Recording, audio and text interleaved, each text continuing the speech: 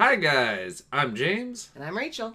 And we are Empire of Dachshunds. I hope you are having a wonderful day. It is night as hell outside for us, but we are talking about 12 Monkeys.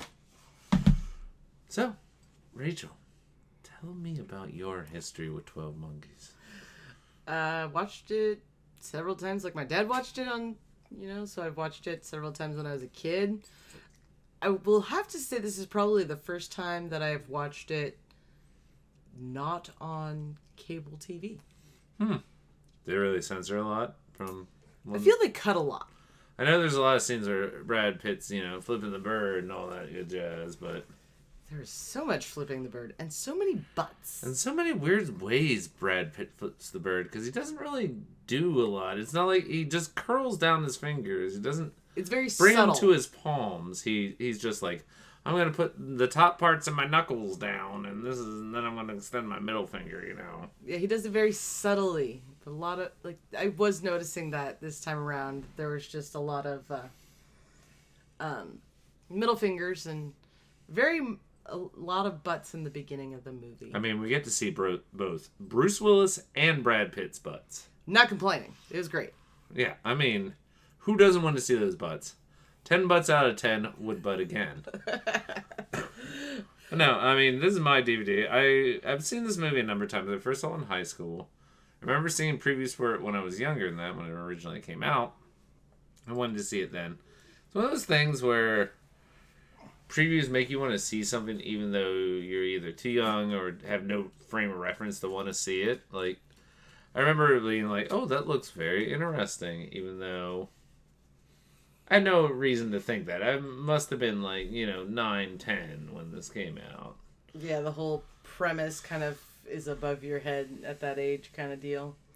And I mean, it's your kind of standard butterfly effect movie, really. Wow. Oh, it's true, though, because all of those things wouldn't have happened. No. Let me tell you something, friend. Let me tell you about my theory of time travel in films.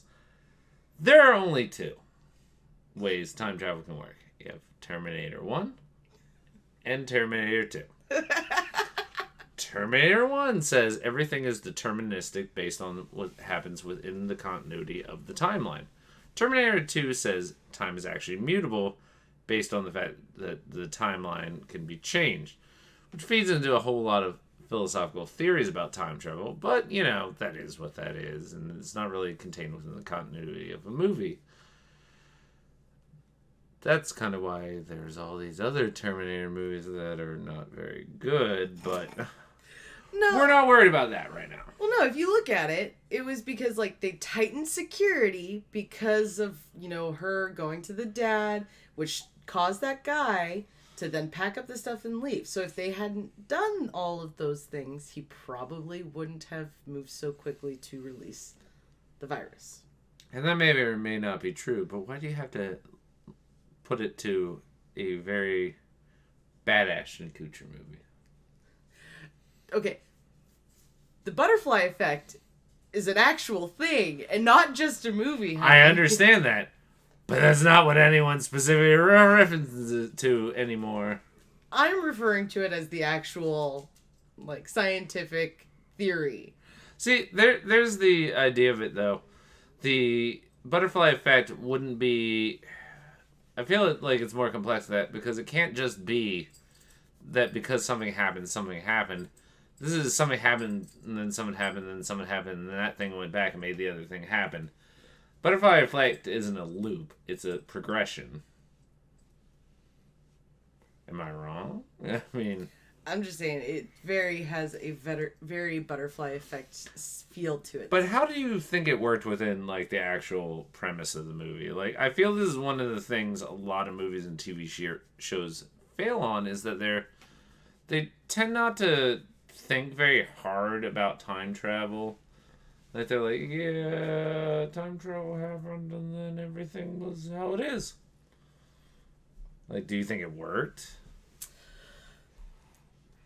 I mean, what do you mean did it work? Because in the sense, no, he died, the virus still spread. No, I mean, not like, as a plot device, did it work? Oh, I mean, yeah. I mean, it was good.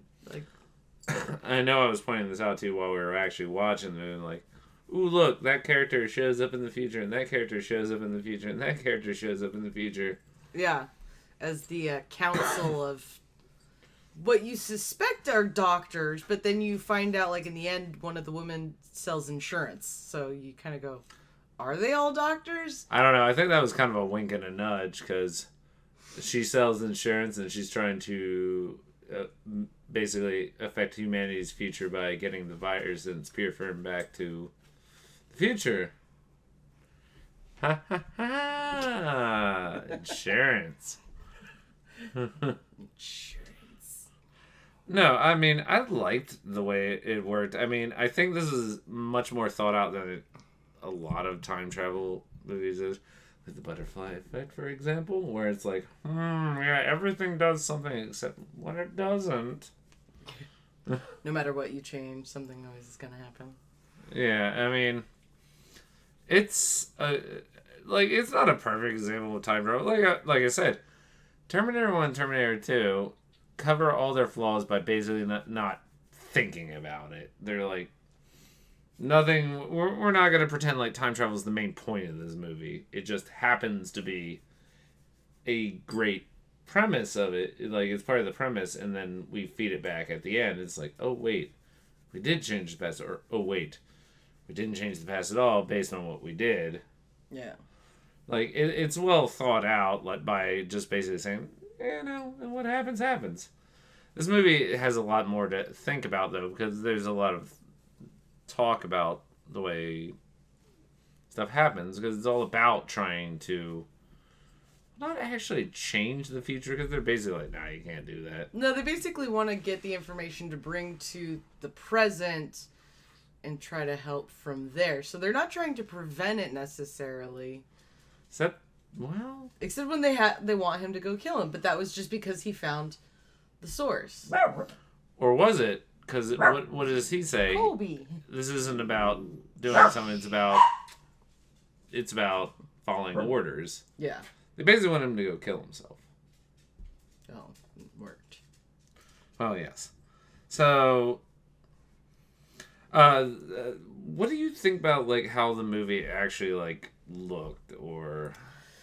Well, they definitely had a grim view, just in general. I mean, from, like, you know, when it was 1990 and 1996, and then, of course, like, what was it, 2032 or whatever. Very dirty, poor, you know, grim look on society. Had that feel throughout, I would definitely say. See, the funny thing is, and again, it comes back to the same thing I said about 9. I don't know. It always gets this feeling when you're in this, like, post-apocalyptic world, like, what is the other half that we're not seeing look like? Like, James is a prisoner in the movie, so obviously he's in jail. Yeah. He's in these cages. But apparently there exists this whole other thing. They even tell him about it. It's like, women will want to meet you.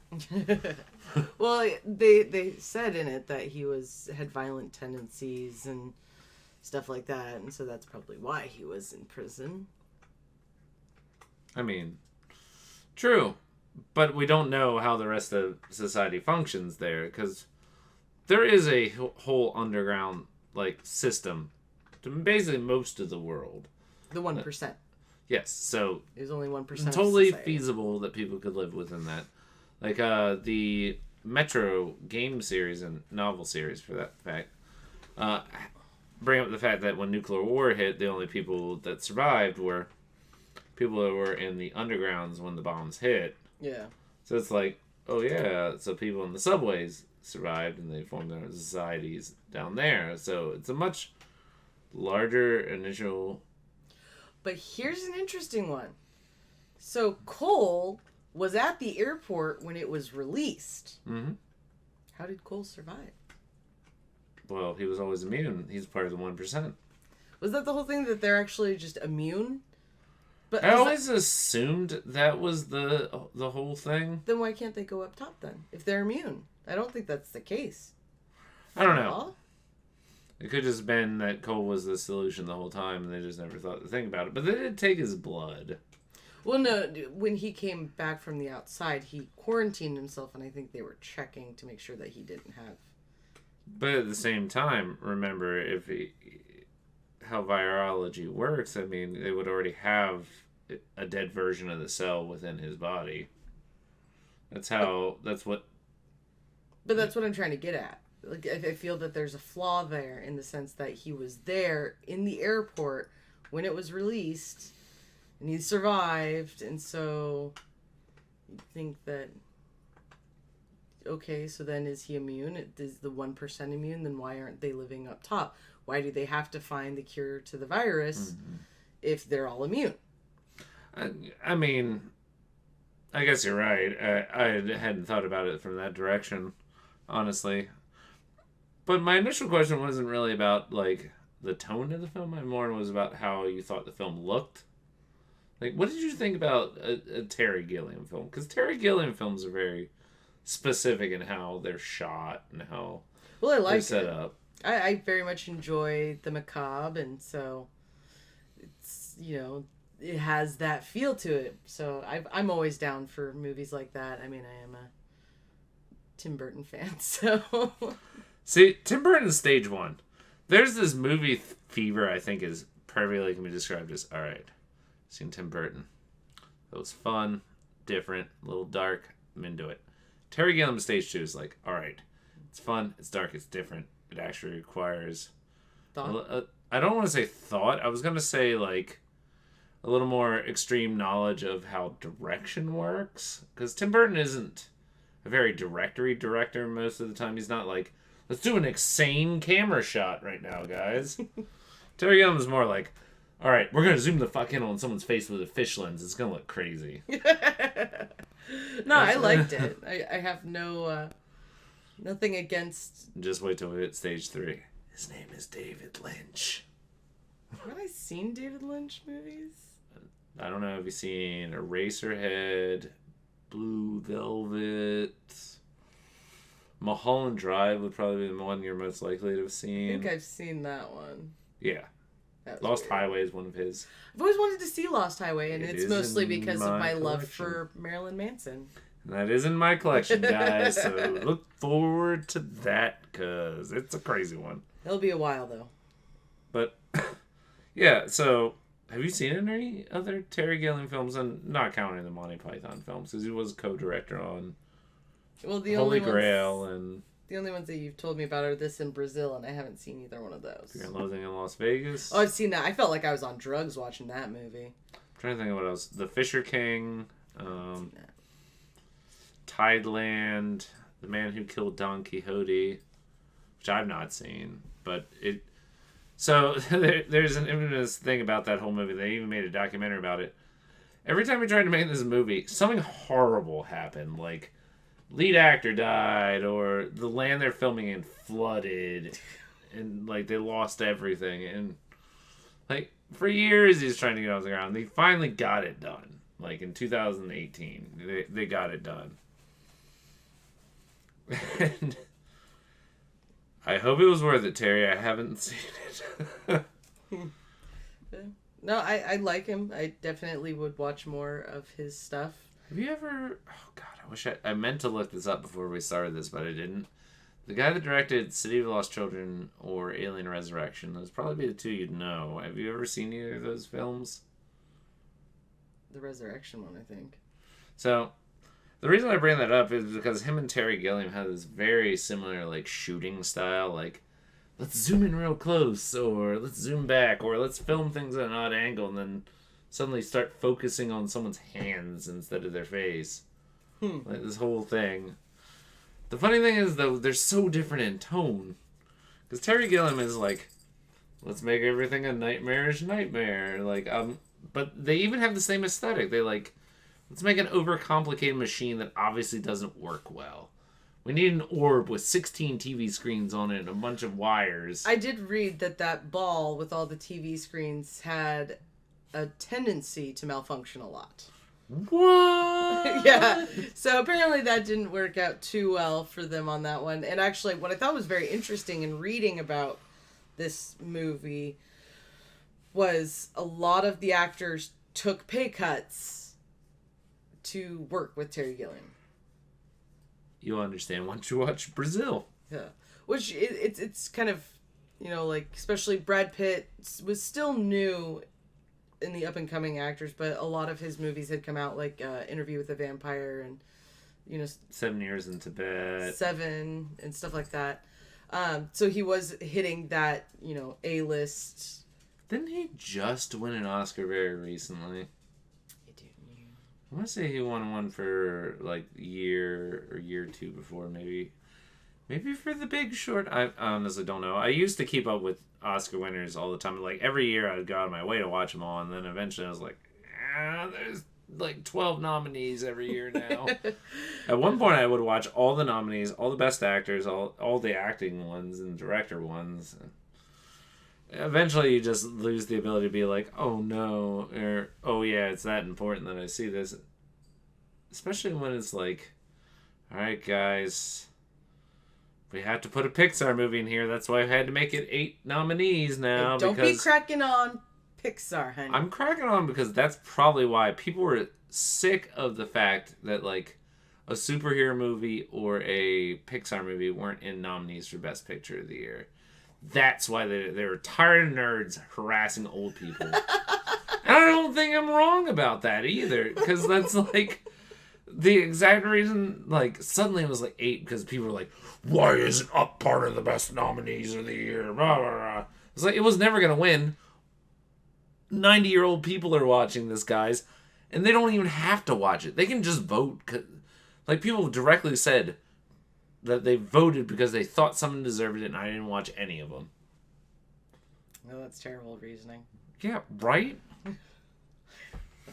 It's like this mysterious cabal of people that give out these awards that don't actually care about movies. Like, that was my, like, something... Well, I'm guessing they're probably not paid, but I would take it very seriously. I'd watch all that stuff, and I'd give you a serious evaluation of cinematography. Yeah. But then again, I actually care about cinematography. It's one of those underrated parts of films, like, how's it lit?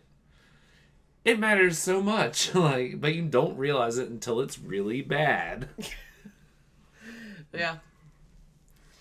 The only other thing I'd say about this movie that we got to talk about Brad Pitt. Brad Pitt was so good in this. Like, so one of the things that I read that I thought was incredibly interesting was Terry Gilliam didn't think that Brad Pitt could pull off the twitchiness that, you know, the character was. So he took his cigarettes away, and apparently that worked. And I was like, that's genius. And he did a phenomenal job. Yeah. One of the things I bonded over with my first girlfriend ever was actually Brad Pitt's role in this film. I was like, yeah, it's so cool, right? Because he's like, how does he do that? Like, I'm kind of curious. Can he still do that thing with his eyes, or was that like an effect? I'm wondering if that was an effect. Like, maybe they had a contact lens or something. Because, I'm sorry, you do not have that control. And also, if you noticed, it was extremely, like, what's the opposite of dilated? It was very narrow. So it wasn't... His normal eye was narrow. No, the weird one was... I thought the weird one was the bigger one. Or, no, it actually switched. Because in the later scenes, in the... I was going to say the future. 1996 as opposed to 1990. It's the downwards facing eye that's bigger. Yeah. And a little red. Yeah, the red one was really narrow. In 1990. 1996. Because I was noticing, because he was wearing the tux. I wonder if they switched it between scenes. I have no idea. So that would make me think it was an effect, if that was the case. Otherwise, it very well could be a thing he's capable of doing. I don't think anybody has that much control of their eye. And again, it was red. I don't know. People take extremes sometimes. And my cousin Vinny, the stuttering lawyer, you know, took off years of his like ability to speak normally, having gone through speech therapy as a child and redeveloped his stutter specifically for his role in the movie. Interesting. Did not know that. Yeah.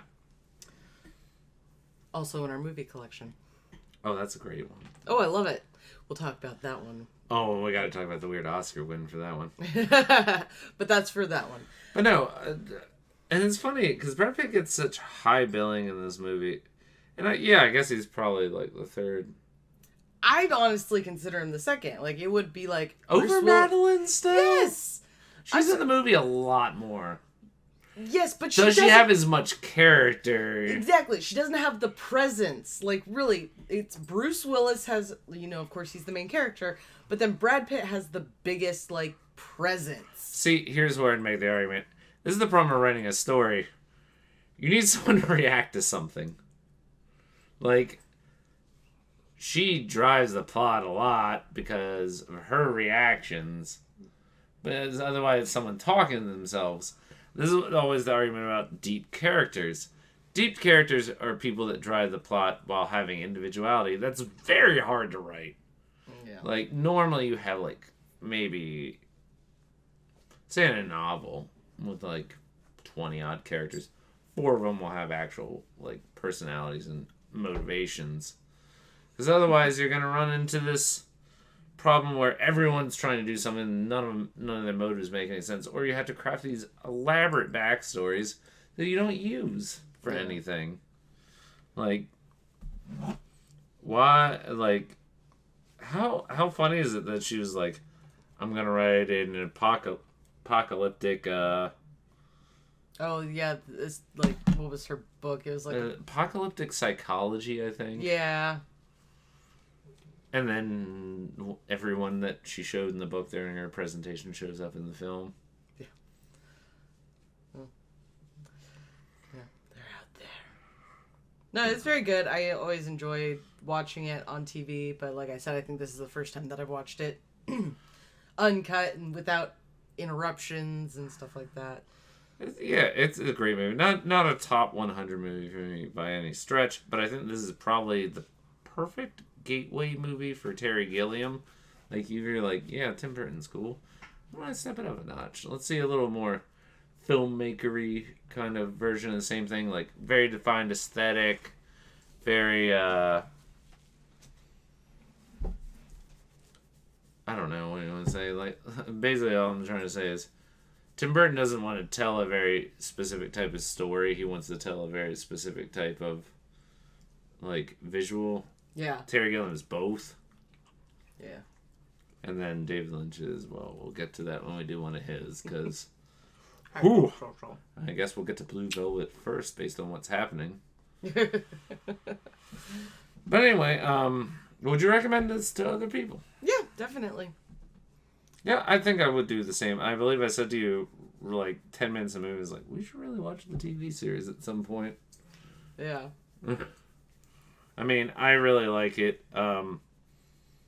Also, I'm fairly sure this is the movie that convinced Bruce Willis he'd look good bald, so he stopped trying to grow hair for movies. Like, aside from The Fifth Element, has he had, like, actual hair in a movie since then? I don't know. Aside from, like, a sequence, like, the whole 10 Yards, he has long hair for, like, a little bit. Hostage, he has long hair for a little bit. Yeah. And then, like, you say that, and, like, in my head, I'm thinking Die Hard. I was like, Die Hard, he doesn't have hair. I'm like, oh, wait, in the first one, he does have hair. First 2. Yeah.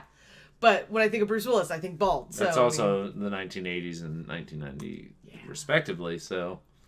Yeah, but it still kind of ties into the, if I think of Bruce Willis, I think of him as bald, so... He looks good bald. Why did he never just start shaving? He never had good hair.